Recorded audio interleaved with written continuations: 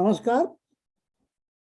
टोरंटोच्या senior forum तर्फे सगळ्यांना स्वागत करतो. I am an expert among ourselves in the work of supply chains. He is Yashodhan Navathe. We all know Yashodhan as one of the renowned tabla players in Toronto. This is the other facet of Yashodhan, which we'll be seeing today. So I will ask Shalan to formally introduce our guest speaker, Yashodhan. Shalan?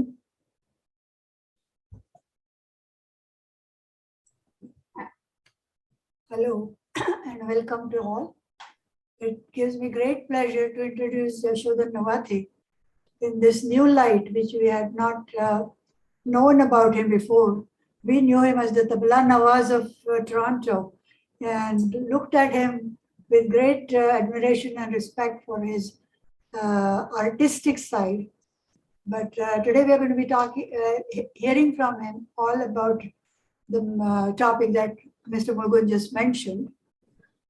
Yashodhan finished his bachelor's from University of Mumbai and then later on in UDCT, which is the University Department of Chemical Technology, and is specialized in oils, fat, and waxes. He has also completed a master's in administration from Narsi Monji Institute of Management Studies in Mumbai. After completion of his education, he worked with Godrej Soaps. We all know about soaps for 12 years at various roles in supply chain. He introduced and implemented just-in-time quick changeover in continuous self-formation plan and Kaizen, which resulted in various awards at the company level in Mumbai. After coming to Canada in 1999, he's been working in numerous industries and has acquired significant experience. And he's going to be talking to us about this experience in supply chain. What's interesting is that I was trying to look up Kaizen, which I read it as, I'm not sure how it's pronounced, but it's really amazing. Basically, process improvement. And that was something pretty good because back in the days when I was working, that was one of the things I was working at, business process improvement. So I'd like to hear more recent experiences from Yashodhan. And the thing that came to mind just in time, when I read that, I said, with tabla, Yashodhan is always there just in time to support the sur, otherwise sur wouldn't go anywhere. So that reminds me that just in time is something very critical and important. So let's hear from Yashodhan Navathe. Yeah, thank you, Kaka, and thank you, Shalanji, for an excellent introduction. Okay, so let us start with the interesting topic of supply chain. I'm not going to bore you. Actually, I'm just going to share some of my experience and some of my knowledge, which I have gained in India as well as in Canada. But supply chain is very, very interesting. Not a single day is boring when you go to the work. It's always a new challenges.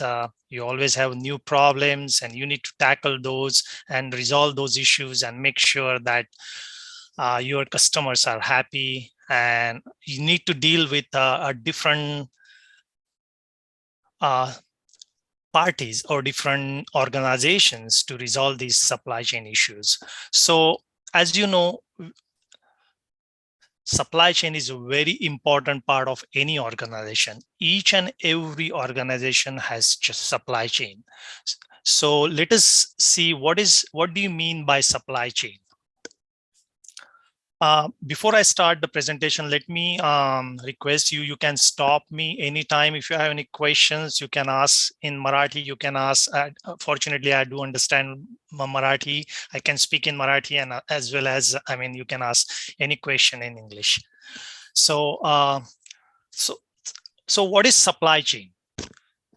So the definition of supply chain is the network of all the individuals, organizations, resources, activities, and technologies. So supply chain has a different participants, individuals, there are different organizations involved, there are different resources involved, different activities involved, like the purchasing, warehousing, logistics, technology. Of course, every organization is always investing a lot in the technology. And what does that do? Like combining all these things, organization creates a product or a service. And then once the product and service is created, they sell this particular product to the end consumers or the customers. So supply chain is the entire system of producing and delivering the product or a service from the beginning state of sourcing the raw material to the final delivery of the product or the service to the end users. So end users may be the customers, or end users may be the consumers like you and me. So let us take a simple example of cereals. Everybody eats cereals in the morning. So if you take any cereal box,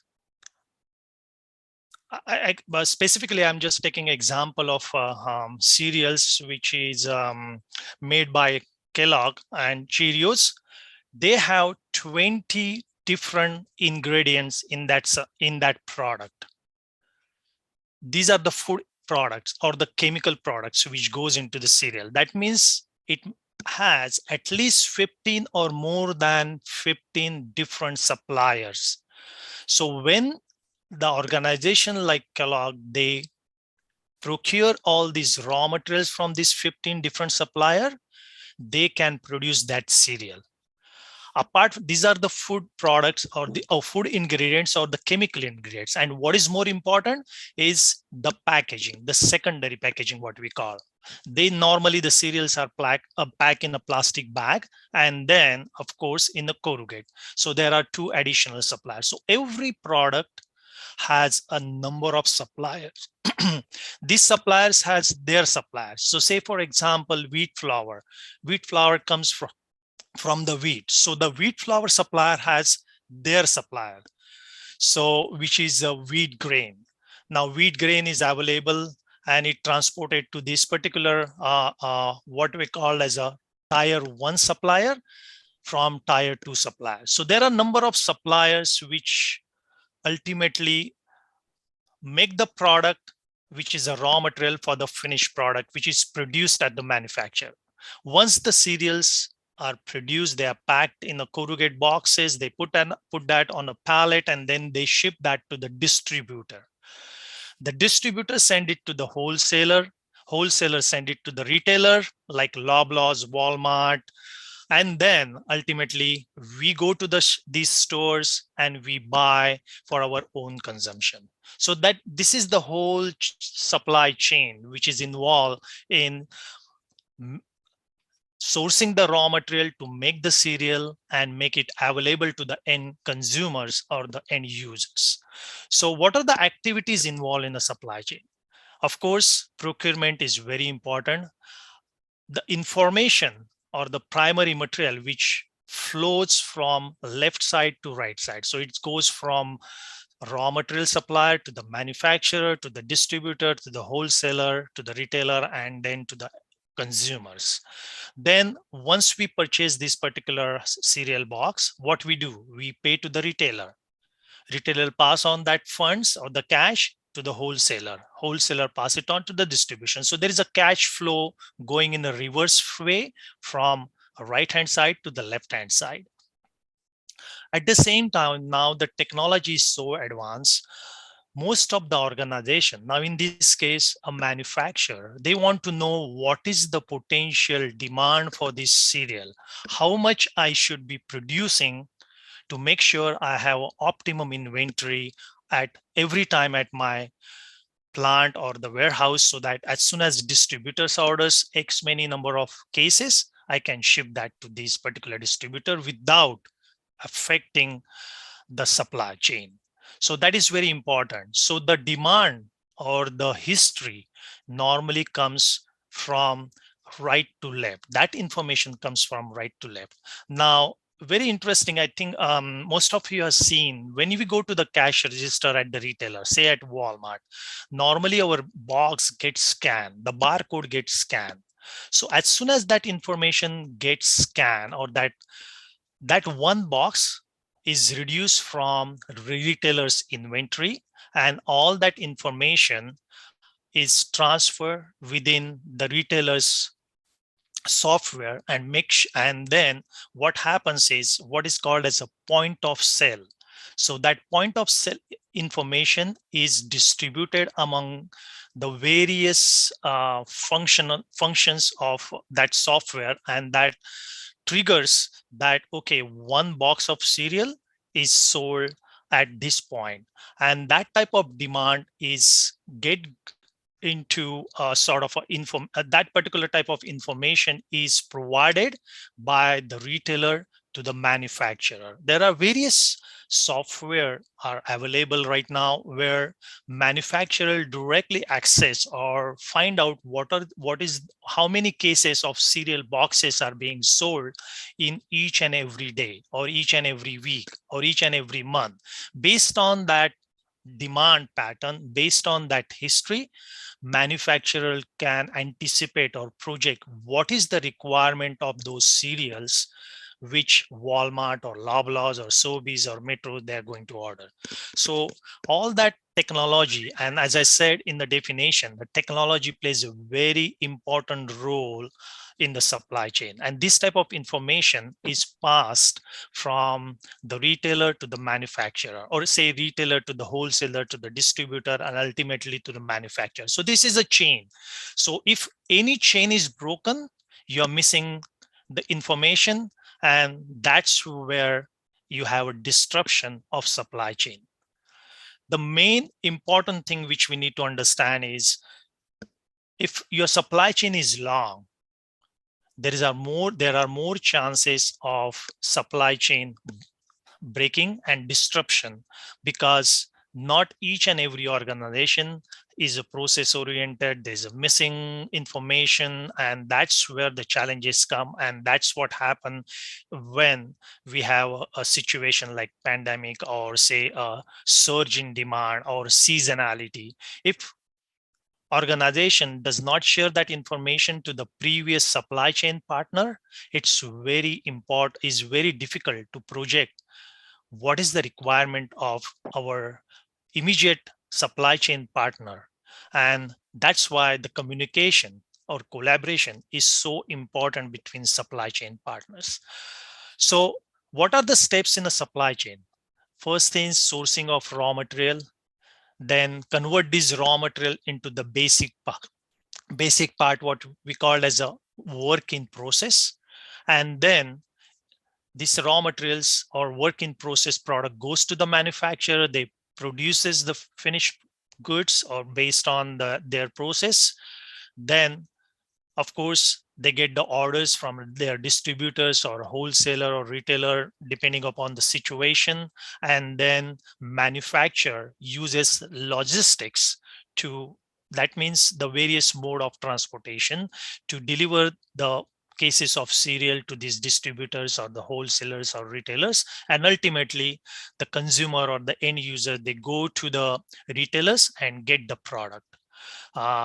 So this is the whole supply chain. And the supply chain is, again, in this picture, it makes is a circle. So raw material goes to the supplier, supplier then ship the product to the manufacturer, manufacturer ship to the product to the distributors, then it goes to the retailers, and then the retailer display their product on their shelf, and then the consumers like you and me go and buy those products, looking at the shelf and what is involved and what type of requirement each consumer is looking for. So this is the whole circle of supply chain. So there are various supply chain parties, or I should say stakeholders involved. First is the organization. Each and every organization, say supplier is an organization, manufacturing is an organization, a distributor, it may not be the same companies or same manufacturers distributor, it may be a different distributor. Retailers, these are a different organizations. So that for the supply chain, the organizations are very important. The different organizations are very important. Of course, the most important is the consumers or the customer, because based on their demand, the whole supply chain. So, I mean, as you know, we heard that customer is God, consumer is God. So consumer demands the product, what they want, what is their test. So based on their test, generally the manufacturer try to meet the demand of their try to reach or try to meet the product test, or they make the product based on the consumer or customer test. So consumer is a very important stakeholder of supply chain management. Then of course the investor, because these investors, they are providing the money to run the business. Lenders, of course. The community is like outside the these organization, there is a community part, how the manufacturing is working with the community. Are they involved, are they providing the employment to the local community and all those things. So community is also a very important part of that organization. Of course, the government and the employee who work in these different organizations. So these are very important part of supply chain management, supply or a supply chain, and these are the various stakeholders involved in the supply chain. I just want to emphasize more important right now. You must have heard about the reverse logistics. So most of the time now, because each and every organization is becoming more and more conscious about how they are doing, how they are socially responsible, how they are environmentally responsible, there are a certain supply chain factors comes into play, like the reverse logistics, or the product which can be repaired or which can be recycled or which can be remanufactured. Those are being returned to the manufacturer by various channels. So sometimes the product may not be recyclable, or may not be remanufactured, or may not be refurbished. So those goes into disposal. But there are also very important that this disposal has to be done in a certain way. Say for example, the chemical products, a certain chemical products you can't just dispose of anywhere. So that has to be properly disposed of. So I mean, I know most of, even say for example, most of our municipal governments also, they are very particular about how the product is recycled, how the product is disposed of, how which product goes where. So this is a very important part of a supply chain management.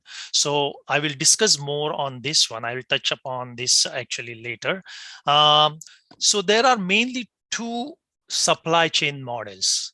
One is called a generic supply chain model, which I just explained that to you, as a typical manufacturing supply chain model, what we call, where raw materials come to the supplier process these raw materials. Once they produce their product, which is called as a finished product, the supplier's finished product goes to the manufacturer produce their finished product, and then they distribute to the distributor, retailers, and ultimately it goes to the consumer. So this is a generic supply chain, which is a very simple supply chain.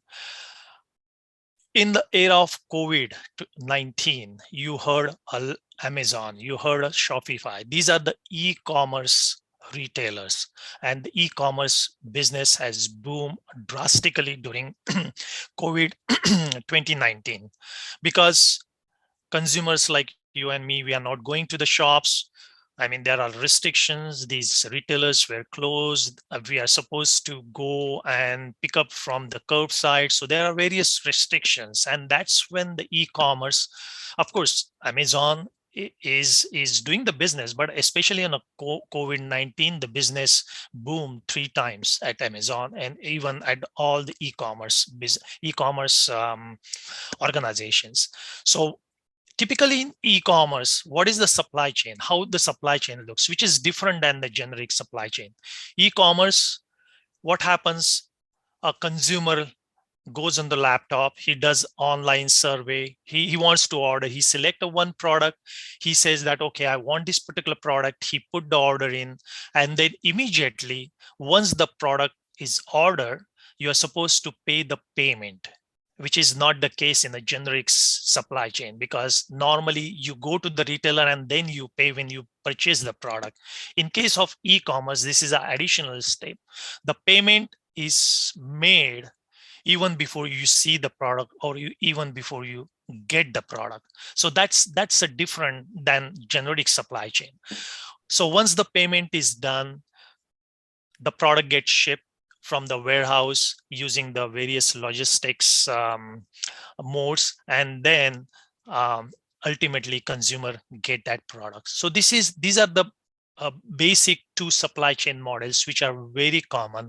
And as I said, supply chain, whether you are a manufacturing organization or whether you are a service provider, every organization has a supply chain. So then there are sub-model of generic supply chain. So what are the sub-models of generic supply chain? As I said, the generic supply chain is very typical manufacturing, where the raw material goes to supplier, manufacturer, distributor. That's the chain. Here we have sub-models of this particular chain, which is a continuous flow, which is so here the example is, this particular example is best suited for a cereal manufacturer, where the demand is quite stable. The manufacturer know what will be, how much they're going to sell in a week, how much they're going to sell in a month. There is not much seasonality in the cereal business. Of course, sometimes there may be, because say if the kids are going back to school or the kids are going to the university, there may be a slight surge in the demand, but that said, not more than a drastic variation. Of course, COVID is a different, so I'm going to take that topic separately. I'm just talking about the normalization, when the business, or there are no issues as far as no pandemic, or in that scenario, this is the continuous flow model, and the serial demand is quite stable. The next one, which is very interesting, is agile model, which is the demand for the product is very unpredictable, and product made based on made to order. The best way is the planes. When the airline industry, say for example American Airlines, when they place order with the Boeing or Airbus, then the companies like Airbus and Boeing, they start placing the orders. Or say for example Air Canada places the order with Bombardier, that's when they start triggering, and then they start ordering the raw materials. That's when they start working on the working process. That's when they plan the capacity. That's how they start building those planes, and make sure, based on the lead time, based on the assembly time, what will be the ready date of this particular order, and then they communicate that to the end customer in this case. So this is the agile model. Fast chain model is where the product life cycle is very short. The typical example is the fashion items or fashion design items, and even the electronic items. The normal shelf life, or sorry, the normal product life cycle of these jewelry items or the electronic items is only 6 months. So manufacturer doesn't want to produce which will last them for a year or 2 years, because if they produce a large quantity, their product will get obsolete, and it will be a great loss as far as profit is concerned for that particular organization. So predicting a demand in this industry is very challenging, because we really don't know how that particular fashion jewelry, say for example, or fashion cloth or jacket or anything regarding the fashion, how they are going to sell that. So it's very important, and there are different techniques to project or find out what is the forecast for this type of items, and they use different techniques. They use the experienced people to find out what is the potential demand for this type of. They use the history which is similar to that particular fashion item, and they try to project, and then that is used to produce this type of item. So this is typically a fast chain model. Then a flexible model, which is very important. And again, these submodels are actually integrated in between, in the sense that, say, for example, agile model and a flexible model, they are quite similar. Sometimes you are anticipating a demand, or sometimes the product are quite seasonal. Say, for example, coffee. Coffee is highly seasonal in a winter season. Now we are going to the colder weather. There is a typical, I mean, our company do a business do business with the Tim Horton, and we typically seen a business fluctuate from summer month to winter month by 25 to 30%.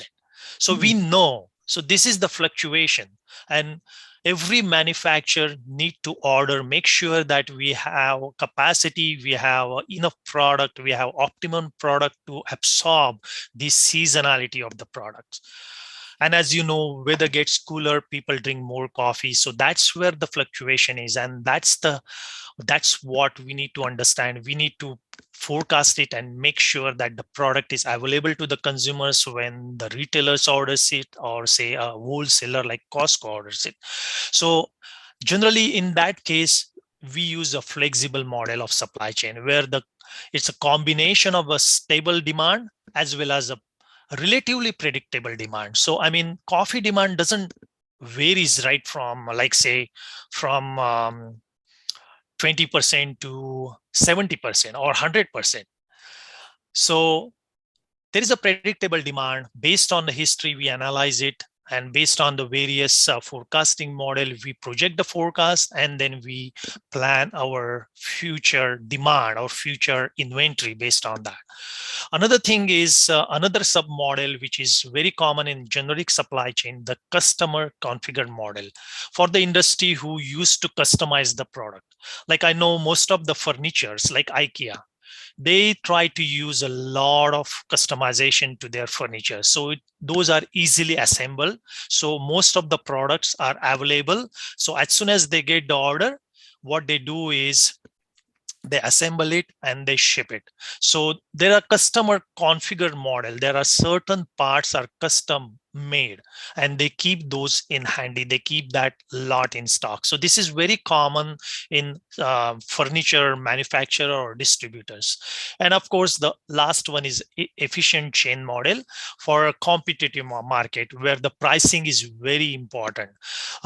Say, for example, cereal. Again, I'm going to go back to the cereal example where the Kellogg or Post or General Mills, these are the three main suppliers. And if they have a and they always see each other products and what is the competitive market, what is the product, say for example 650 grams or 700 grams of cereals, what should be the competitive pricing for this particular product. Based on the cost, they always look at the competitors product and try to price it, and then that's very important for the efficient supply chain model. The main important step in this one, they always try to minimize the cost to be competitive with the competitor's product. So this is also a very important supply chain. The next slide, what it shows is like why we need a supply chain. So as I communicated to you, like the customer demands quality, affordability, availability, and service. Customer demands it. Customer want good quality product. They want value. They want they want the product available every time when they go, whether they're logging in online or they are ordering through Amazon or any e-commerce e-commerce organizations, or if they are going to the brick and mortar shops like Walmart or No Frills or say Loblaws or Sobeys or Metros.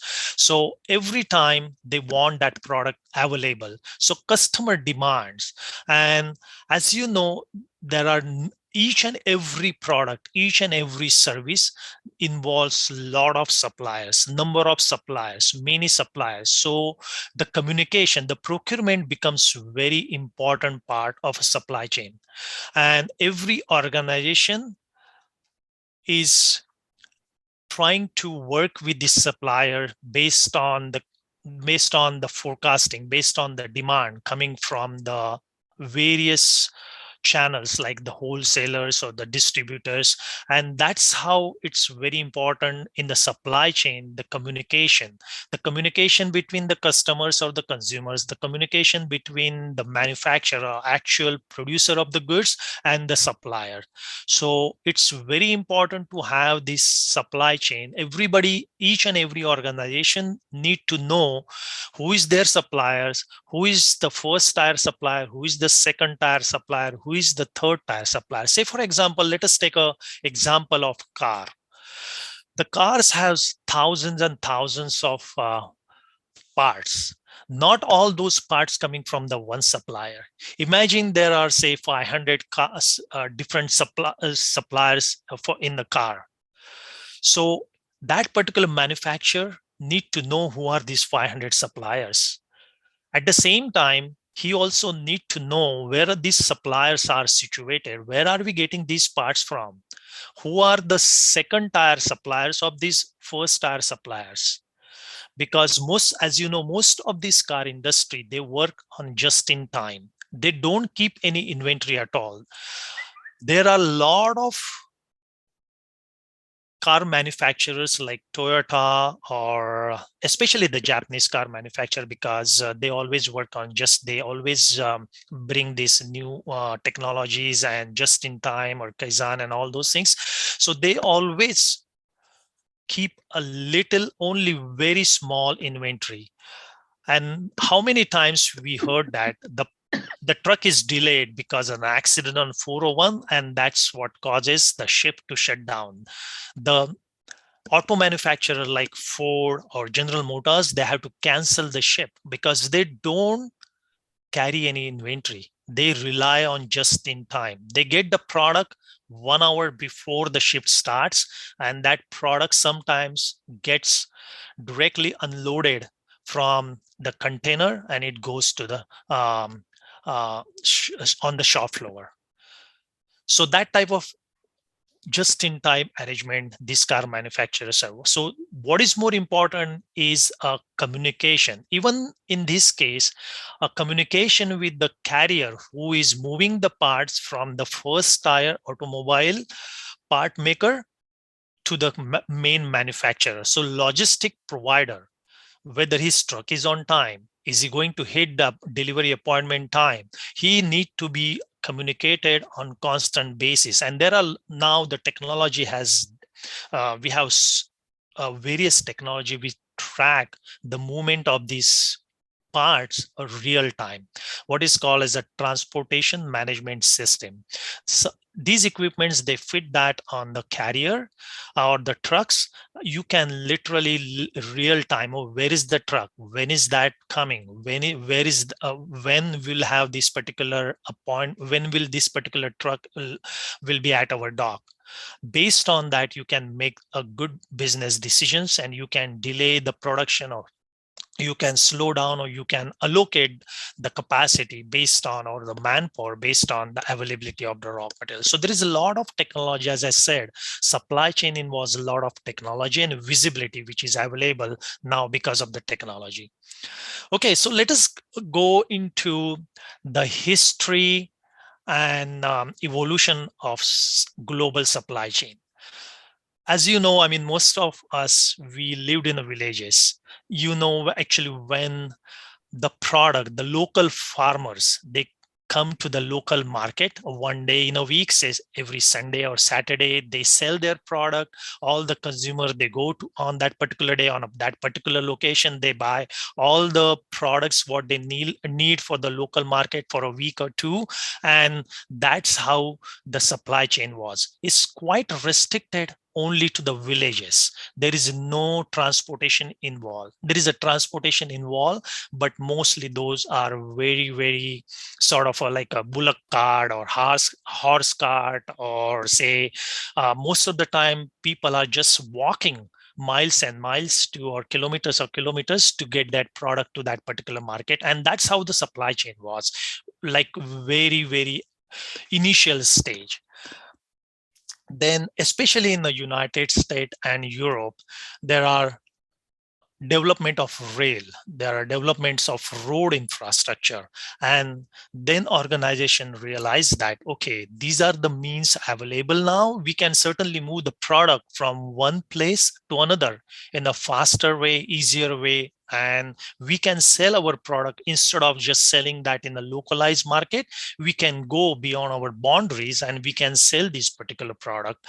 So that's what happened in early 20th century. What happened is there is a tremendous improvements in the trucking and the warehousing. The gas engines or the gasoline engines were replaced by the diesel engines. And of course, diesel engines, as you know, these engines are more cost effective.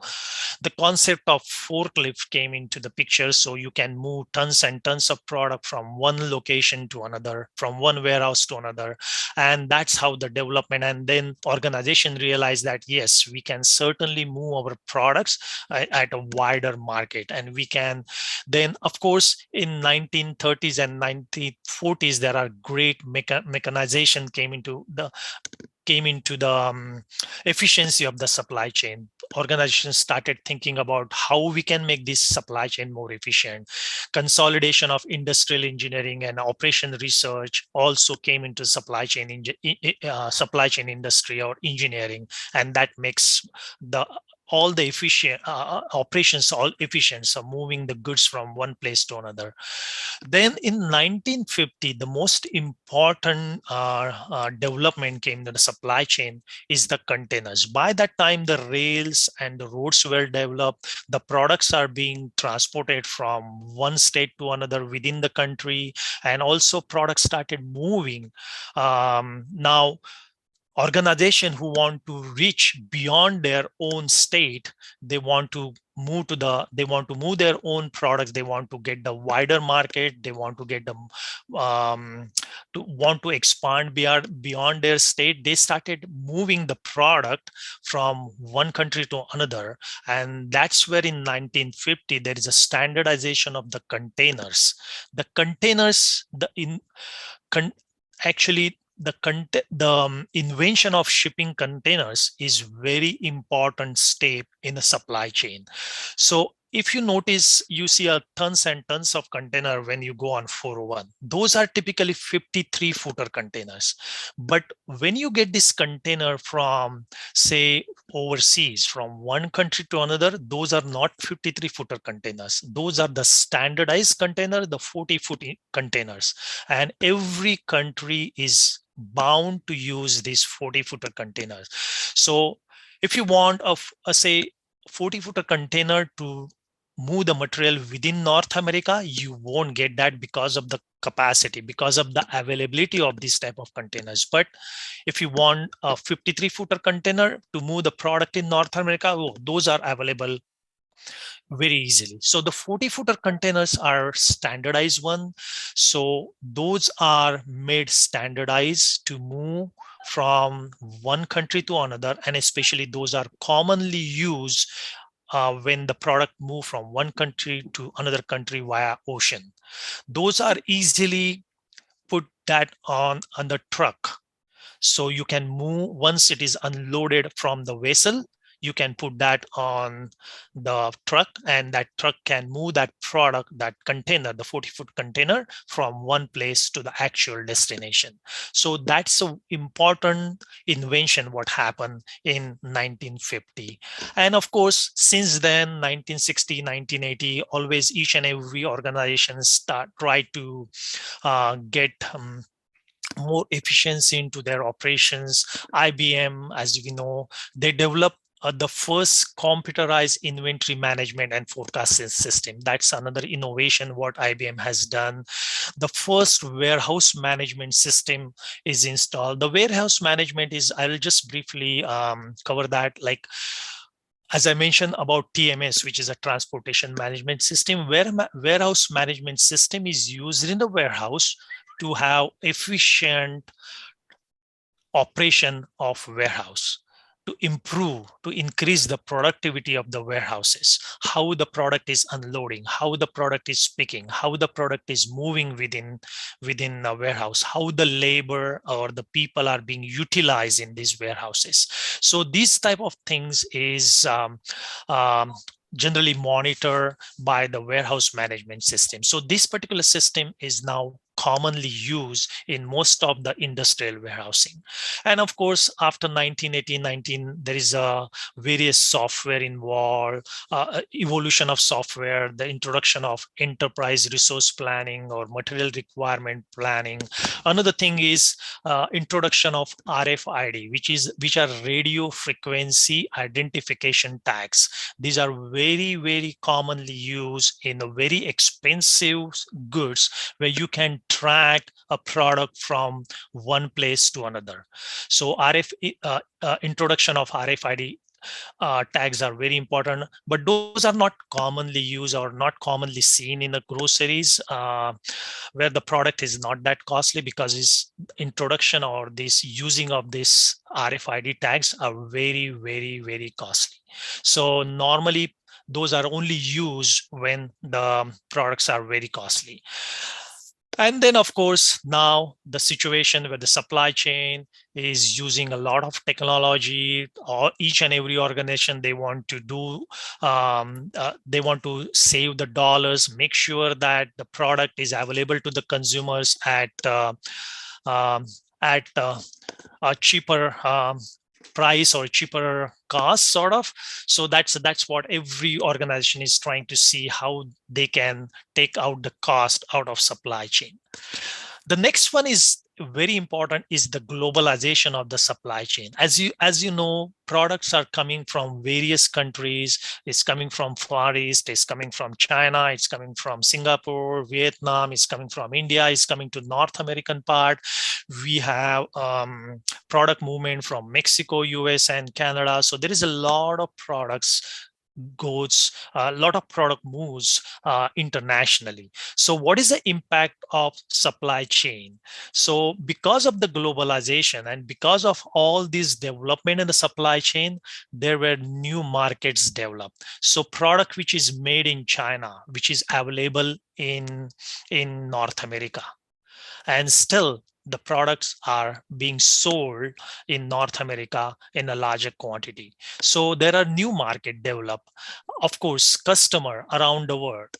So as you know, Apple laptop or say Apple phones are being produced in North America or in China or Vietnam, is still being sold in various parts of the world. So there are new customer, new markets, and every organization is looking for expand their markets, and that's what the important fact of globalization on a supply chain. Then there are new resources. So the product, say for example, car manufacturing parts, those are available in China at say $10. Can we get the product, or can we get that supplier, or can we get that part cheaper in Vietnam, or can we get that product made somewhere else cheaper than $10? And that's where the organization, they are always looking for a new resources, the new suppliers, how they can expand the scope of sourcing. That is very important. Now, another thing important of globalization of supply chain is the new labor pool. There are new skills available. So always organizations are trying to use the new labor, their new skills. And if that new skills are available and which will be helpful and getting the cost out of the supply chain, that's what the organizations are looking for. Each and our organization always looking for saving money, increasing its profit, and that's always what the most of organization they do the business for. So they always see how they can save money, how they can get the product at cheapest and make their margins much better and fatter. So that's very important part of the organization, on every organization, because that's what the main purpose of the organizations. Then of course, offering the wider selection of the goods and services to the different markets, that's also because of the globalization on impact of globalization on supply chain. But what's happening because of this globalization, the supply chain is becoming more complex, because all these supplies are located or situated in a various parts of the world. So we really don't know where these particular products are coming from. And if as a common consumer, so we need to understand, and that's why most of the time in case of any disruption in any part of the any world, we always have a lot of challenges.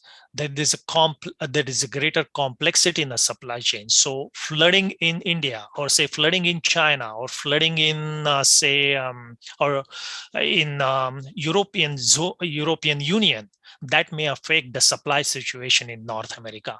So as I said, every organization need to know their supply chain, who are the supply chain, who are the first tier suppliers, who are the second tier, and so forth. So of course, because of this complexity, because of the globalization, the supply chain is become risky. Any disruption in any part of the world, say for example, as you know, the current war which is going on in between Russia and Ukraine, that's affecting, and it's affecting a lot of products coming off from Ukraine. And especially probably we are not facing much here in North America, but in the European zone, the situation is very, very bad, because Ukraine and Russia they are a part of European Union. No, I should say part of Europe. They are providing a lot of products or services to the various European Union countries. So that's a big challenge there. By globalization, what's happening is the competition is also increasing. There are more legal issues. There are more data collection challenges, because sometimes the technology in one country may not be compatible to collect the data what the organizations or the who are operating from North America. So there are another main important issue because of the globalization on supply chain are the social issues, forced labor. I mean, you must have heard that most of our garments coming from Bangladesh, and there is a forced labor, and especially the child labor. And Walmart is buying all these clothes from Bangladesh, and there is a tremendous pressure from the communities and various industries, and especially garment industry, to Walmart not to buy that from Bangladesh, because they are using the child labor, they are using the forced labor. So there is a lot of social issues coming because of the globalization. Again, the main purpose is, of course, we want to make this product and make it available to the consumers or the end users at the cheapest price. And naturally, getting the cheaper labor outside their own country and get the product delivered to their warehouses at the cheapest cost, that's what each and every organization looking. But that's what's creating a lot of social issues, what they call as a modern slavery. Now, keys to the global supply chain. Of course, as I said, each and every organization, they want to deliver the product at the lowest cost. So if they deliver the product, so even if you're making a product, or any organization making a product in Asia or say India, They want the product delivered in North America at the cheapest cost, and that's what more important is. So we know producing the product here in North America is costly, but the landed cost, what we call, or a deliver cost in North America, after paying all the duties, the tariff, the ocean freight, and everything, if it is cheaper, then it makes sense to make the product and bring it from Far East or Asia. So that's what each and every organization is looking for. And of course, the financial supply chain organization need to make the profit. And what is more important is transportation flexibility.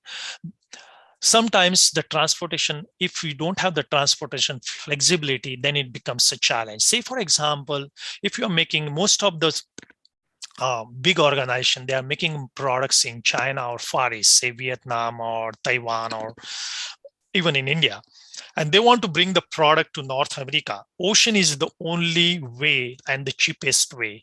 So if there are strike at the port, in any of the port, say in India, we have in Mumbai, we have Nhava Sheva port, which is the one of the biggest port. And if you have a strike there, your supply chain gets disrupted. And then in that case, do we have any transportation flexibility? No, because then you have to make sure that the product are available or product are flown by air, which is very, very costly to bring the product by plane and deliver it at in North America. So that's very important. Do you have a transportation flexibility? And of course, do we have end-to-end visibility? Where is my product? Where is when that particular product will be available at my warehouse in North America? So these type of things is very important. So, Murugan Kaka, am I in time or I'm running late? Oh, no, that's fine. That's wonderful. Okay. Yeah. So I'll just touch upon what are the different facets of the supply chain. Supply chain, as I said, goes from supplier to the end consumer, which is a wider scope. So what are the various functional area of the supply chain?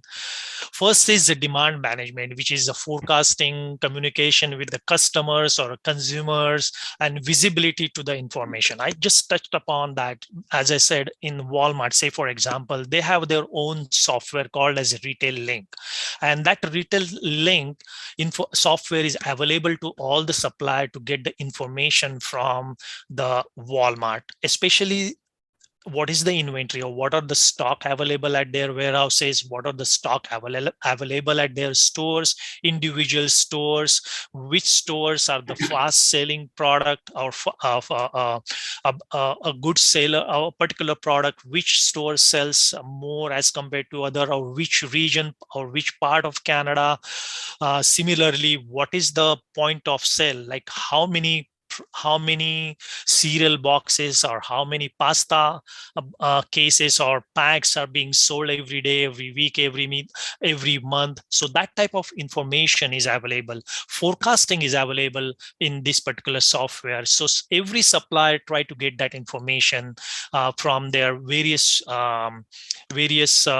software system and try to use that particular. And this is available for most of the major retailers like Loblaws or Sobeys or Metros. They use a very advanced technology, which is very, very helpful for the manufacturer to project the demand, the potential demand from these retailers.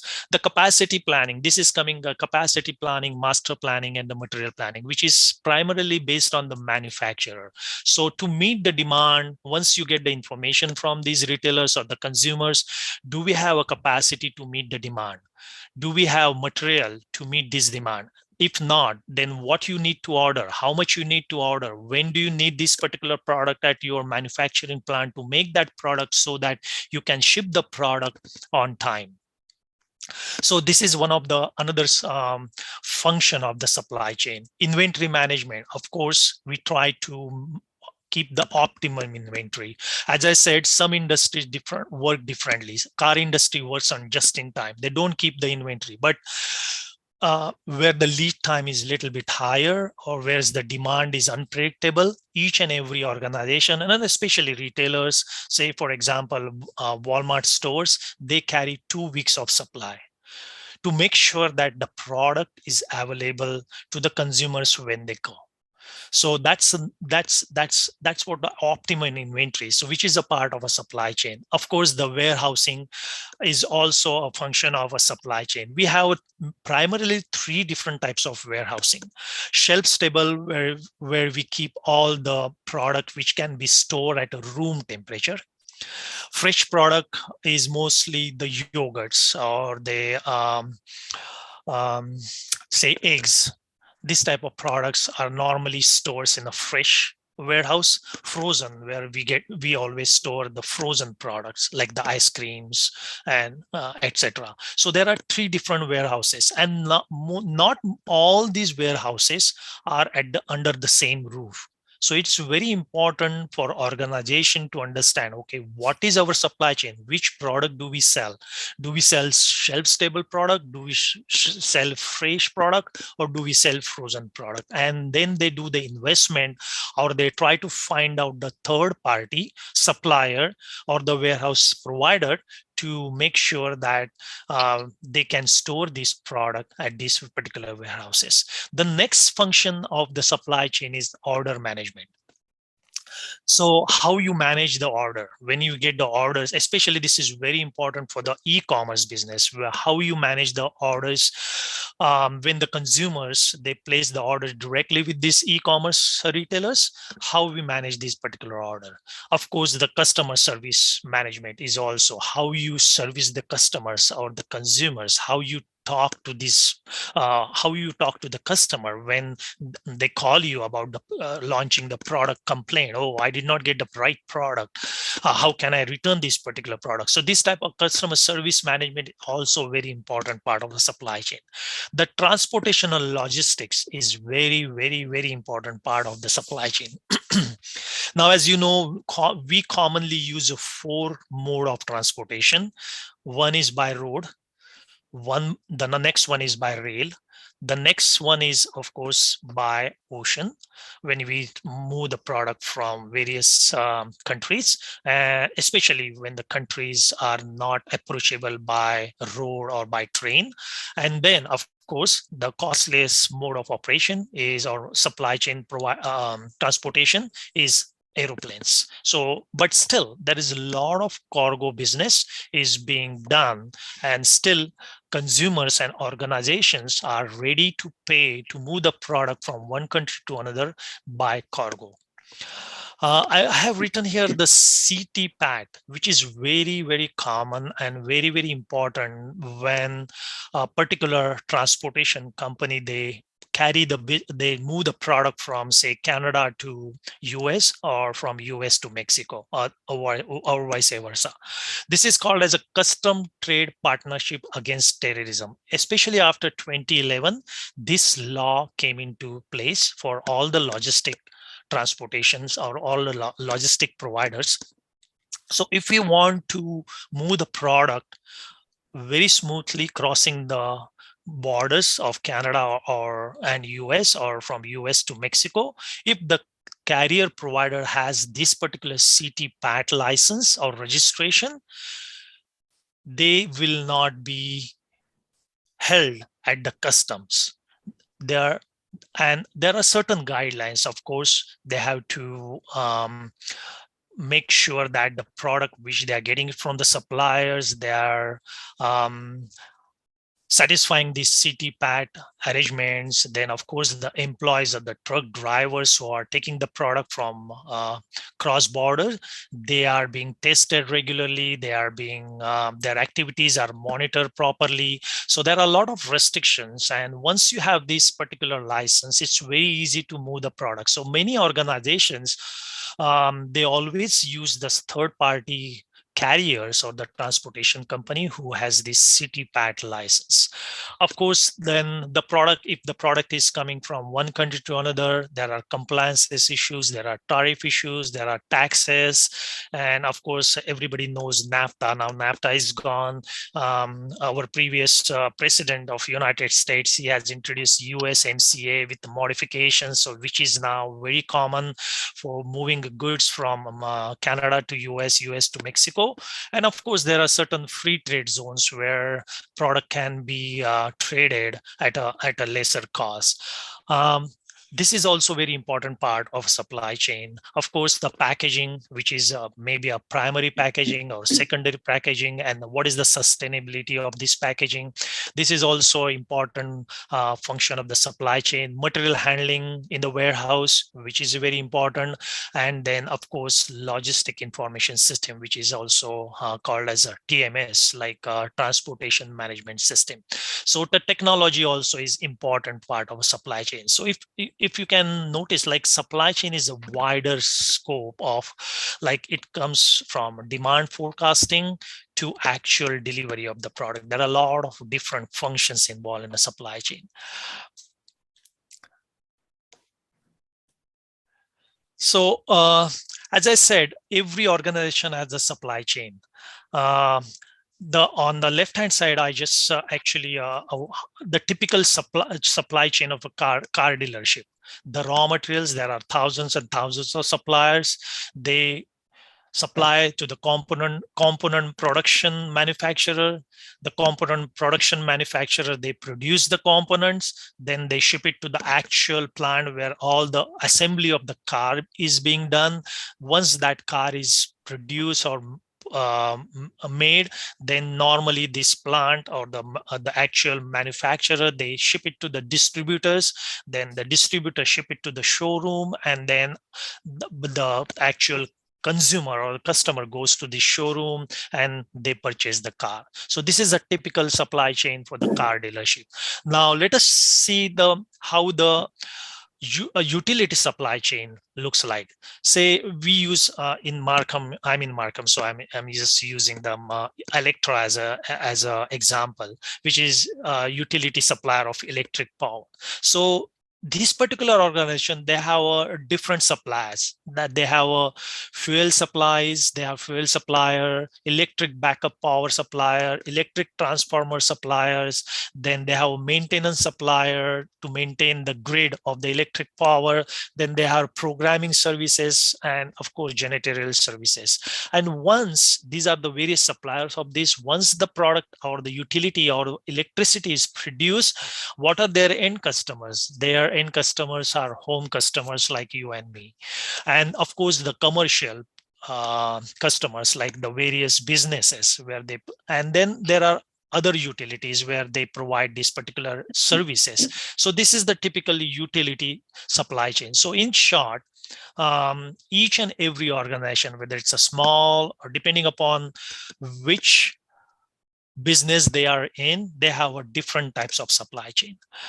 Now, quickly, I'll touch upon how to create the supply chain. Of course, as you know, supply chain has to be very smooth, has certain goals, and those goals and results should be matching to the organization's goal. So what corporate or organization they want to do, what are their goals? So all this, what is their strategy? The supply chain strategy should always be the same or at least aligned to the corporate strategy. Where to grow the business, how to compete in the market, or say how to achieve the financial objective, how much profit we want to go, how much profit we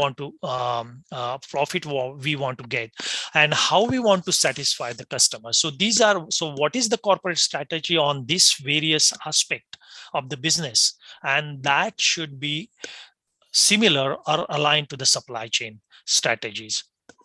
Now, as far as then what should be our customer focus? Well, is our supply chain should be demand driven, or is that to be a supply driven? Then whether we should go on time delivery in full, because I mean, most of the time, because actually, I will give an example from my own organization, because I worked in the supply chain in the consumer package industry or distribution industry right now. Any product which we deliver it to the various retailers like Sobeys or Loblaws or Metros, if we don't ship that in full, or if we don't ship that on time, we get penalized from these retailers. Say, for example, Loblaws orders 100 cases and we ship only 10 cases. They charge us for shorting 90 cases. At the same time, if we delay or deliver the product by a day or two, again, there are hefty fines passed on to the suppliers. So there is a lot of financial burden, especially to dealing with the retailers. So that's also very important. So how can we reduce the lead time? How we can minimize the product or turnaround time of our products? How can we reduce the cost of logistics? How we can reduce the working capital, or how can we minimize or optimize the inventory? So these are the various strategies supply chain normally align with the corporate strategies. Then of course, then we have, once the strategies are and the goals are developed or established, then what we really need to do is define the tactics and initiative, how we want to achieve these. And once those tactics or initiatives are taken into, then of course the outline the supply chain strategy. So supply chain for the functional product or supply chain for the innovative products, the strategy is totally different for those two type of products. So again, as I said, the supply chain goals or the strategy always and must be aligned the corporate strategy to have that business very successful. The supply chain is really becoming as a very important part of a corporate strategy. Then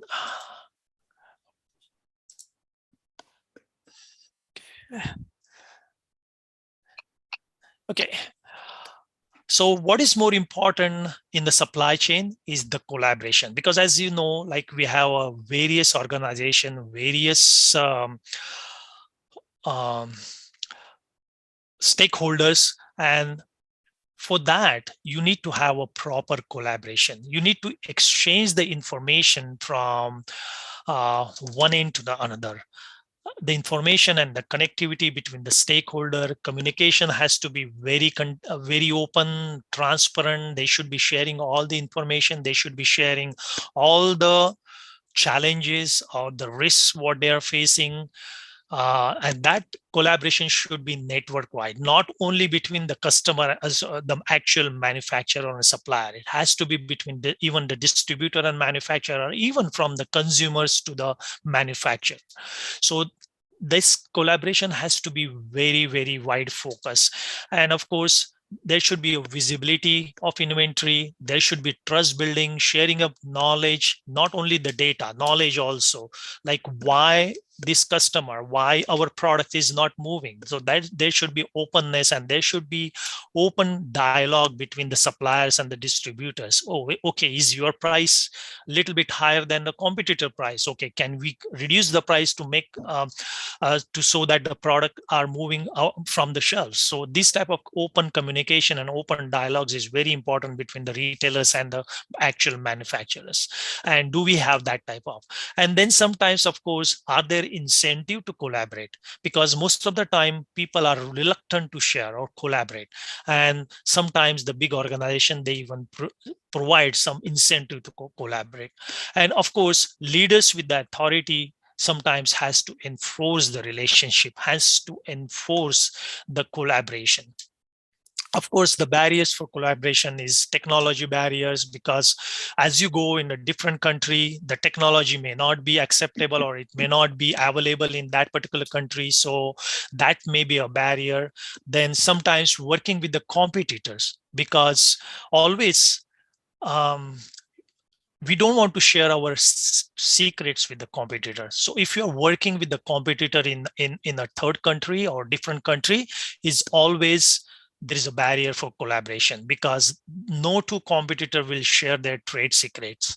But this is maybe one of the hurdle or a barrier for the collaboration. Of course, then sometimes we have misaligned incentives. It all depends upon the power relationship. Sometimes a company or our organization who is a little bit stronger, they try to get more profit. They want to try to get the more out of the other organizations. So there are different incentives or different sort of goals for different organizations. So that also create a barriers to the collaboration. Say again, the weaker partner against aggressive partner, or a power-based relationship. So sometimes even the cultural conflicts are also affecting the collaboration, or is sometimes the companies are reluctant, or there are barriers to collaborate. There are cultural difference between one country to another country, and this is very common when you start trading, or when you start dealing with the different countries. And this is so common in especially in the Far East, and when the North American trading partner is dealing with the Far East, the culture conflicts are so common. Of course, then there are other reasons for barriers, but what is more important is supply chain must be reliable, responsive, agile, flexible, cost effective to make sure that the customer gets the product at the lowest cost. So that's very important. Now let us come to the last part of my presentation. It's the impact of COVID on supply chain. And as you know, last 2.5 years, we are going through this pandemic, and this is really eye-opener for each and every organization. And there is a study done uh, between, there are 94% of the Fortune 1000 companies, they said that their supply chain got disrupted during COVID-19. 75% of the companies, they said that they have negative or strongly negative impact on the business. So they went out of the business, or their business slowed down. And the 50% of these companies, the thousand Fortune companies, they said that they have downgraded their future plans because of the COVID-19. So there are a lot of challenges because of COVID, especially in the disruption on the supply chain. There is an interesting article. The maximum disruption of supply chain is happen in North America, and especially in US. The second one is in European zone. The third one is in developing country, and the fourth one is in China. So if we think that the COVID-19 is originated from China, they are the least affected because of this supply chain disruption. And that's funny because US and China, they are the largest trading partners and the largest economies in the world at this point, and they rely so heavily, especially US rely on China so heavily. Their supply chain disruption is very, very uh, damaging for most of the organization. But on the other hand, if you look at China's supply chain disruption was minimum. And there are various reasons. Of course, the sharing of information from China to US or the world about the COVID, the side effects of COVID, the bad effects of COVID, how fast it's spreading. So there are various issues, but I'm not going to go into that detail. So there are mainly 5 types of supply chain disruption. Let me drink water.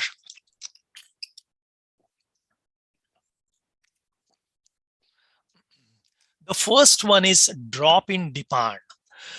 As COVID hit the world, the demand on certain product got drastically lower. The best example is airline travel. Airline travel dropped 95% during early stages of COVID-19. Now, I'm talking about before even the vaccination has developed. So initial people are really scared. They don't know what is exactly COVID is, how that COVID is spreading, what are the bad effects. People really don't know. So the ignorance or lack of knowledge, and airline travel is affected drastically. But I just wanted to tell you one important thing is some of the airline industries, they always looking for the business, and they always take advantage of this situation because the airline passenger travel is down, but they started using their planes for moving the cargo from one country to another.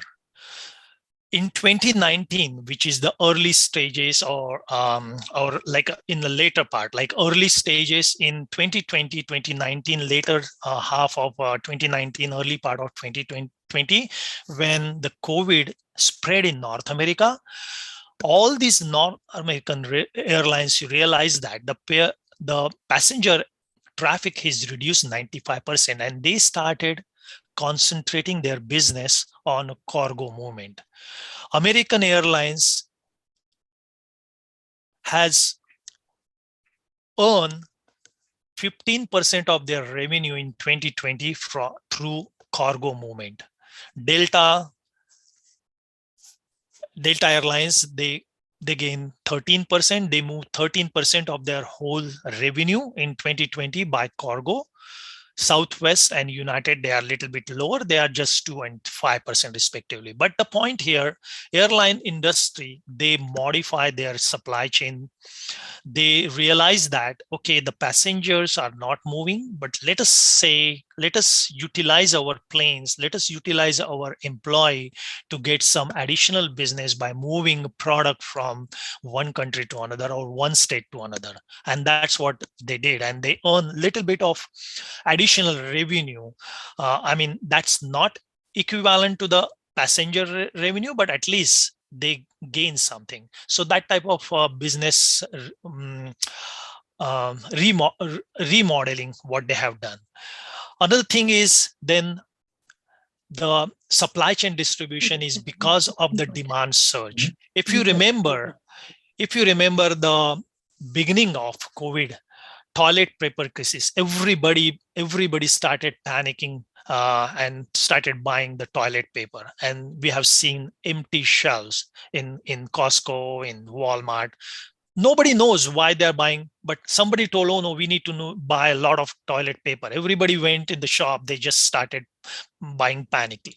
So that's what happened. There is a surge in demand in certain products, and that's really affected the supply chain distribution, of course, the supply chain disruption. Then, of course, reduce productivity because of the labor shortage, because the companies, the manufacturing, lack of raw materials available, lack of equipment shortages, labor shortages, there is no output, or there is a reduction of output in the system. The Cisco, who is the leading supplier of restaurant equipments or the restaurant products, or all the food product goes to the restaurants, they furlough 33% of their workforce because most of the restaurants were closed. Nobody is going to the restaurant. So there is a lot of low morale in this particular time of period of early stages of COVID-19. There is a fear, there is a confusion, there is a lot of anxiety level. There is a lot of high anxiety levels were high. So exactly, I mean, most of the people, they don't know what is COVID and why it's causing. Then, because the vaccination the vaccination is discovered, and then what happened is there is a storage and access restriction. As you know, Pfizer vaccination needed storage of minus 60 degrees Celsius. So there is not enough storage capacity. There is not storage warehouses. There are not enough storage equipment to move this vaccination. So this is also a supply chain distribution, and Pfizer was struggling to move this particular product as compared to other two vaccine providers like Moderna and other vaccination provider. So this is very important. And then, of course, everybody knows the microprocessor and chip shortages. What happened is the car manufacturer is affected because of the COVID.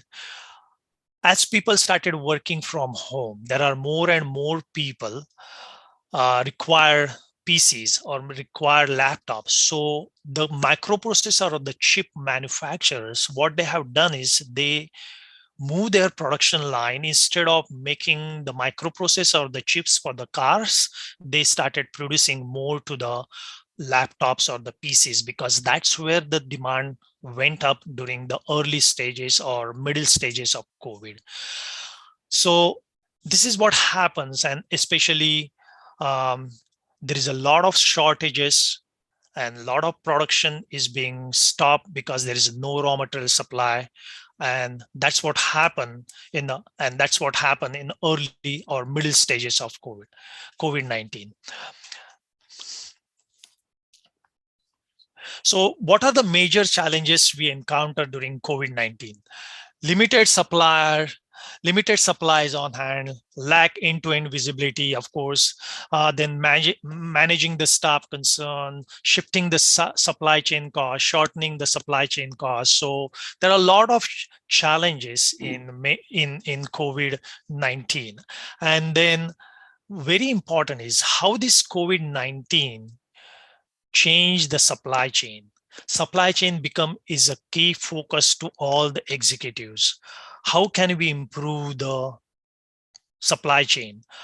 How can we make our product rather than Far East, rather than in China or Vietnam or India? How can we make these type of products or raw materials closer to North America, so that in this type of scenario we can react very quickly, there is no disruption of supply chain? So that becomes a very important part of all the executives. Where is our supply chain, and how we can sort of deglobalize our supply chain? So that's become a very important and greatest discussion between the executives. Then, of course, business continuity. How we can keep our business continue without affecting the disruption. How can we, of course, it may be costly, it may not be cheaper, but at least by bringing the production around our main manufacturing or around the distribution, can we reduce the cost or keep the same cost, and can we continue our business? So that's also become a very important thing. Then, of course, the buyer and supplier relationship becomes very important. Supplier chain workarounds are now being standardized. The smart companies buying warehouses container. Now, I will give the example of Walmart. Now, Walmart is, because most of their products come from overseas, they are now investing in big ocean vessels so they can move their products. And I'm sure within 5 and 10 days, I won't be surprised if Walmart has their own planes like FedEx, and they will move the products by a plane. So that's what the vertical integration and the investment the big companies they are doing to avoid these type of situations. Of course, as you know, Walmart has their own fleet to move the product over the road in North America, but now they are buying more vessels, the oceans or the boats, big boat, which can ship the containers or bring either from China or move from North America to Asia. So they are investing in that. So this is some sort of a vertical integration which this major companies they are doing. And of course, the companies now, especially in the car industry, they are really looking into just in time inventory. Is that really beneficial? Keeping a no inventory or minimum inventory, is that really a right strategy for us in this type of scenario?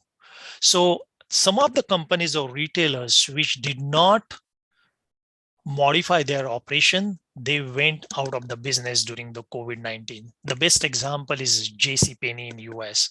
They closed down number of stores. Flipkart and Walmart collaborated. Walmart collaborated with the Flipkart to distribute the product to the consumers. Some of the big organizations like the Costco, the Sam's Club, and Walmart, they started their e-commerce business because they realized that if the consumers are not coming to the brick and mortar or to the stores, e-commerce or delivering the product through these various means is very important for the business continuity. So that's what the Walmart has done, or Costco has done. They improve their .com business, they improve their e-commerce business, and that's how they gain the profit by doing so. And of course, even the consumers are not going to the shops. What they are doing is they are buying the product through e-commerce. The business growth on online groceries. As we know, Amazon and all those things, they grew their business 3 times. So that's also very important. So these are some of the 5 ways, or some of the ways where pandemic has really resulted in disrupting the supply chain. And another thing is, what is more important is now each and every organization is thinking like how we should retool our business, how we should organize or reorganize our business to maintain a business continuity and service our customers or consumers. And of course, going forward, what are the 5 challenges we are facing in the global challenges? First thing, a rising cost of living, inflation. As we know, the gas prices, you see, that's rising. Labor unrest in the various part. Now there are a number of strikes going on in various ports, and especially the product coming via ocean is being affected. Truck driver shortages in North America. There are 80,000 shortage, 80,000 truck driver shortage right now in North America. There is, especially in the winter, because of the Russia-Ukraine war, there will be an energy shortage in the Eurozone. Brexit also has a very, very important effect, especially in Europe. And there is a geopolitical uncertainty, war between Russia and Ukraine, China and US, political pressure, and that's also affecting the global supply chain. And of course, the extreme weather, like drought in Europe, the extreme conditions in various part of world. That's also a big challenge in the supply chain. So overall, COVID has really teach all the they taught us, like COVID-19 taught us various challenges, and how this various the supply chain, especially in the supply chain, how these various organizations, they can interact and collaborate with their supply chain partners to make sure the business continuity, and how they can continue their business. And certainly all these organizations, they learn a lot through this particular pandemic. So that's overall supply chain. And again, thank you very much for listening to me patiently. Thank you, Murugan Kaka, for providing me the opportunity to share my knowledge. And if you have any questions, certainly you can ask now.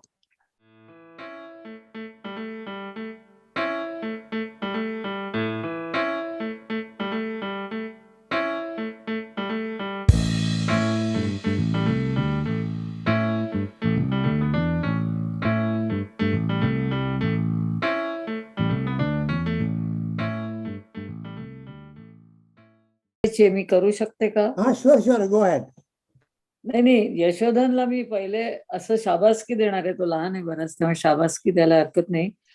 आणि मला बरंच आपल्याला ज्ञान झालं. आणि मी आता यापुढे ठरवलंय की ट्रक्स वगैरे जर दिसल्या रस्त्यावर तर अजिबात चिडचिड करायची नाही, कारण ते सप्लाय सो मेनी थिंग्स, आणि जरूर आहे त्यांचं असणं. आणि ट्रक ड्रायव्हर्सचा शॉर्टेज अमेरिकेत आहे, म्हणजे कॅनडात मला वाटत नाहीये, कारण ब्रॅम्प्टन मध्ये it's full of truck drivers. असं ब्रॅम्प्टनला राहणाऱ्या लोक, सॉरी, पण too many drivers are there. Anyway, that's it. Okay, Ajit, you can. मला एक आधी कॉमेंट करायचं आहे, मग ऑब्झर्वेशन. यशोधन, मी 50 वर्षापूर्वी या सप्लाय चेनचा मॅनेजर होतो. त्यावेळेला ट्रॅफिक मॅनेजर म्हणून म्हणायचे. So start to finish product जेव्हा यायचे जपानहून, ते अरेंज करून बोटीपासून व्हॉट एव्हर ते वेअरहाऊस लावून परत पाठवायचे. तर ती सिस्टीम मी जे आता याच्याशी कम्पेअर करतोय, तू सांगितलंस, ती प्रिमिटिव्ह सिस्टीम वाटते आता मला. ऍक्च्युली प्रिमिटिव्ह नाही, म्हणजे बेस त्याच्यावरच आहे, पण आता टेक्नॉलॉजीमुळे गोष्टी बरोबर होत आहेत आणि कॉम्पिटिशनमुळे. हो, आता जास्त प्रॉब्लेम एस्पेशली कोविड नंतर काय झालंय की एक एक्झाम्पल देतो तुम्हाला. सडनली डिमांड वाढलाय आणि आता सिच्युएशन अशी आहे, आता चायनामधनं जे आपल्या बोटी येतात किंवा जपान वरनं ज्या बोटी येतात, जे अमेरिकेत येतात, तर अमेरिकेत एक लॉंग बीच म्हणून मोठं पोर्ट आहे कॅलिफोर्नियामध्ये. तर तिथे सिच्युएशन अशी आहे, 80 बोटी नांगर टाकून पडलेल्या आहेत तिथे. कपॅसिटीच नाहीये. आणि मी म्हटलं त्याप्रमाणे ट्रक ड्रायव्हर म्हणजे ट्रक चालवणारे ड्रायव्हर्स एवढे कमी आहेत, ट्रक इक्विपमेंट अवेलेबल नाही आहेत. एका बोटीवर जवळजवळ 60,000 कंटेनर असतात आणि ते 60,000 कंटेनर अनलोड व्हायला जवळजवळ 10 दिवस लागतात. मग ते कंटेनर अनलोड झाल्यानंतर ते ट्रकवर ठेवून तो ट्रक ड्रायव्हर जाणार, पण जर ट्रक ड्रायव्हरच अवेलेबल नसतील तर तो माल हल्ला जात नाहीये. तर ते ही एक मोठी समस्या आता संपूर्ण नॉर्थ अमेरिकेमध्ये आलेली आहे.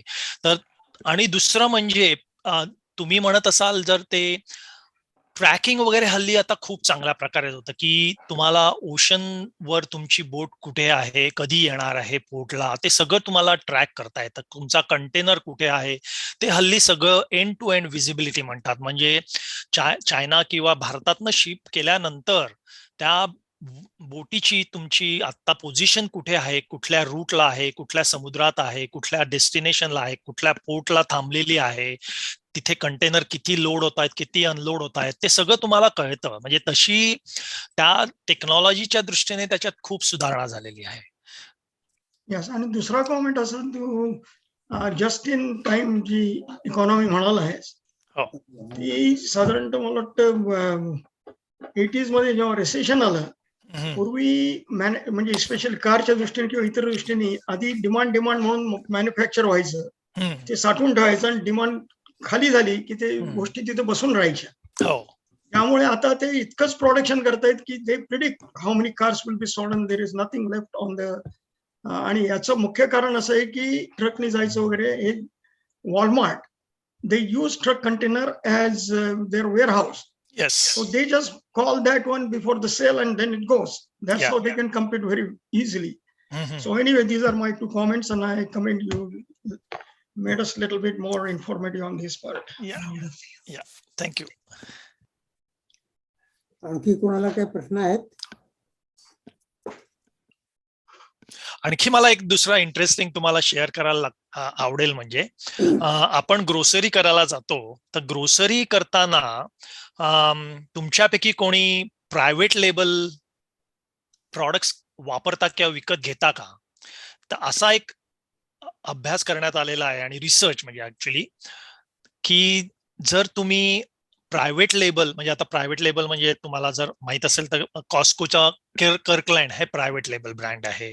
नंतर लॉबलॉजची प्रेसिडेंट चॉईस म्हणून आहे, वॉलमार्टची ग्रेट व्हॅल्यू म्हणून आहे. समजा आता तुम्हाला घरात तुम्हाला पीनट बटर आणायचं असेल तर, किंवा पीनट स्प्रेड आणायचं असेल, तर तेच जर तुम्हाला जर प्रायव्हेट लेबल मध्ये अवेलेबल असेल तर you can save around 40% of your money. Wow. So say for example, in a year, if you are spending $1,000 on grocery, and if you and of course याच्यात सुद्धा सगळे प्रॉडक्ट काही private label मध्ये available असतातच असं नाही.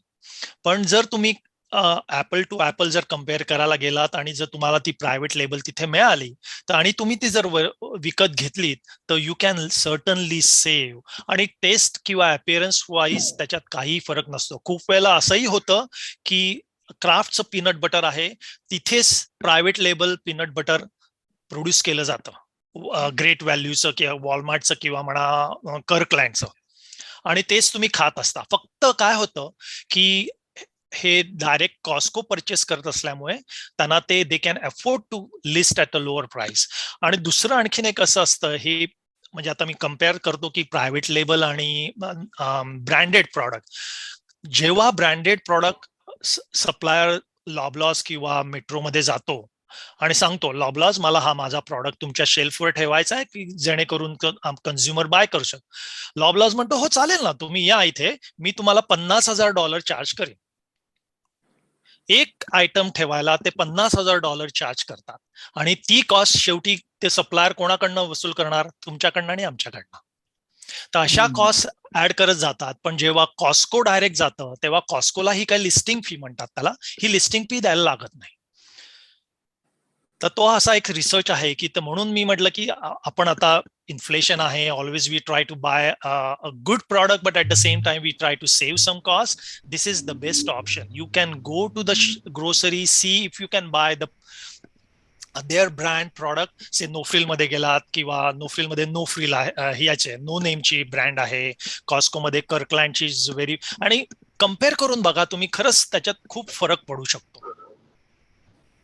Okay, मनोहर तुम्हाला काही प्रश्न विचारायचा? या यशोधन, बरेच वेळा आपण काही प्रॉडक्ट घेतो त्याच्यावर असतं बेस्ट बिफोर. येस. आणि बरेच याच्यावर वाचलंय की in one way it is a tactic by the producers so that they will sell more and the people will get rid of that before that. So what is your opinion about that? Yeah, मी actually मी actually त्याच इंडस्ट्रीमध्ये आहे, त्यामुळे मला माहिती आहे. It's actually mandated by law. You have to put the best before date. No, but will that with that date, the producers create the shorter than actual date? नाही, त्याच्यात पूर्ण स्टडी केलेला असतो.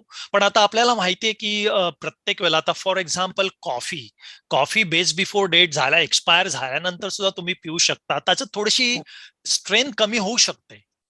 सो बेस्ट बिफोर डेटचा अर्थ काय की the test जी कन्झ्युमर्सना अपेक्षित आहे ती टेस्ट त्या बेस्ट बिफोर डेट पर्यंतच राहू शकेल. त्याच्यानंतर जर तुम्ही म्हणालात आणि कंप्लेंट केलीत की नाही, मला ही टेस्ट जी मी अपेक्षित आहे ती मला मिळत नाहीये, तर सप्लायर इज नॉट रिस्पॉन्सिबल. तर त्यासाठी बेस्ट बिफोर डेट ही प्रत्येक वेळेला टाकायला, म्हणजे सप्लायरला मॅन्डेटरी असतं ते टाकणं. पण त्याच्यात असं असतं की त्याच्या ज्या प्रॉपर्टीज आहेत त्या प्रॉडक्टच्या, तर आता तुम्ही शर्ट वगैरे पॅन्ट किंवा काही कपडे विकत घ्यायला गेला त्याला बेस्ट बिफोर डेट नसते, बट डेट नसते, पण mandatory is for the food products. तर त्यामुळे ते त्याच्यामध्ये समजा दूध घेतलं, आता दुधावर बेस्ट बिफोर तारीख झाली आहे आणि त्याच्यानंतर 3 दिवसांनी तुम्ही ते दूध वापरलं, तर त्याच्यामध्ये म्हणजे क्वालिटी कमी होते का, it becomes a dangerous product, काय होतं? क्वालिटी कमी होते. It is not dangerous as such. I mean we can still use that if it is properly refrigerated in a fridge. तुम्ही जर बाहेर ठेवलं दूध, कारण का you are suppose to keep the milk bag in a fridge refrigerator. If you keep it outside, then of course the taste will change and it's risky. पण आता तुम्ही पीनट बटरचं उदाहरण दिलं.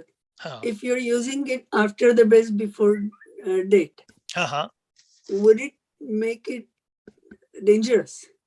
It won't make it dangerous, but certainly there is no guarantee from the supplier the taste will be the same.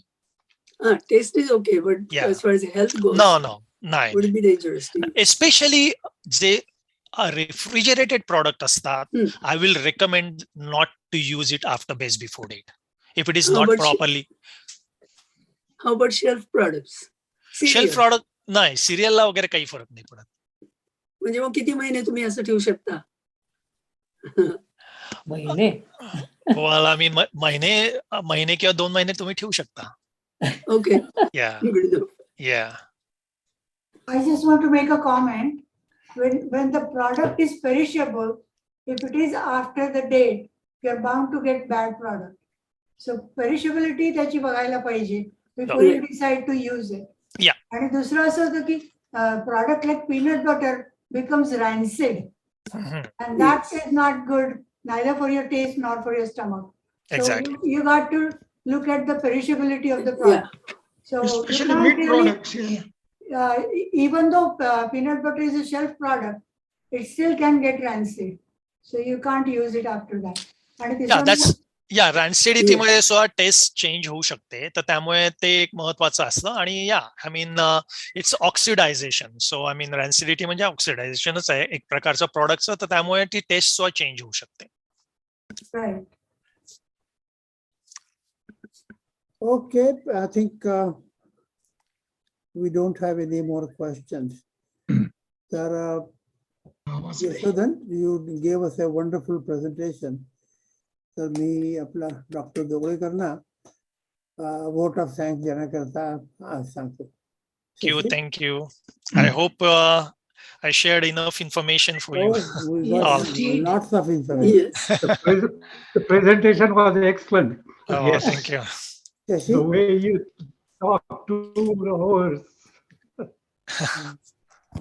नमस्कार मंडळी. Namaskar. Hindi भाषेत धनी या शब्दाचा अर्थ म्हणजे ज्याच्याकडे अमाप संपत्ती आहे ती व्यक्ती. समाजात त्यांची माहिती असते पण जुजबी, कारण खऱ्या धनीची ओळख त्यांनी मिळवलेल्या यश आणि कीर्तीमुळे होत असते. प्रत्येक व्यक्तिमत्वाला अनेक पैलू असतात. काही विशिष्ट व्यक्ती त्यांच्या गुणांमुळे सर्व परिचित होतात.